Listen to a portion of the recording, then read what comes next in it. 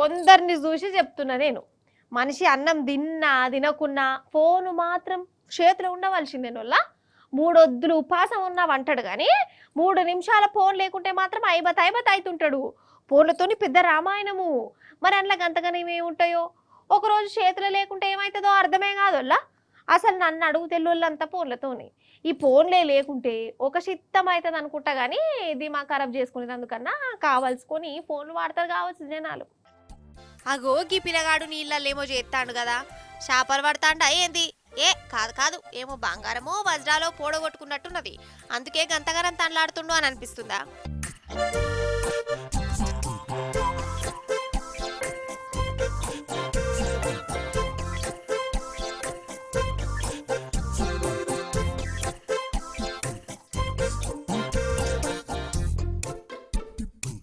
ఈ పిల్లగాని తనలాట చూసి నేను కూడా గట్లనే అనుకున్నా.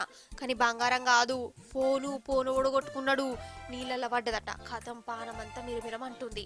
మనిషి లెక్క లేడు. ఆ నీళ్ళల్లోనే దేవులాడుతుండోళ్ళ. కార్లు బండ్లు పోతున్నా పెయ్యి మీద బురద నీళ్ళు పడ్డా కానీ ఫోను దేవులాడు మాత్రం మానలే. కానీ గింతగానం కష్టపడ్డా పాపం పిల్లగానికి ఆ ఫోన్ దొరకలేదోళ్ళ. అగు పక్క పుట్ట కూర్చొని బొల్ల ఏడుస్తుండు. అయ్యో ఊకోరా తమ్మ, ఊకో ఫోన్ పోతేందిరా, దాంతో ఏం చేస్తావు? ఇన్స్టాగ్రామ్ రీల్ చేస్తావా? స్నాప్షాట్లు పంపుకుంటావా? ఇంటికి పోయి బుక్కడంతా తినిపో. ఇంటలేడు. ఇక వారం రోజుల దాకా ఫోన్ దాల్చుకుంటేనే ఉపాసం ఉండేటట్టున్నాడు. అంటే చూడు మనిషిని ఫోను గెట్ల గుమ్మిట్లా పెట్టుకున్నదో.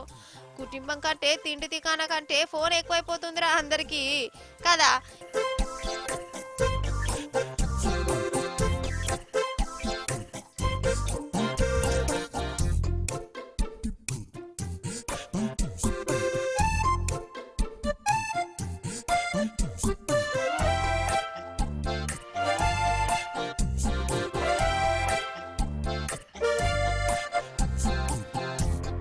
ఈడ ఇంకోటి కూడా చెప్పాలి మీకు.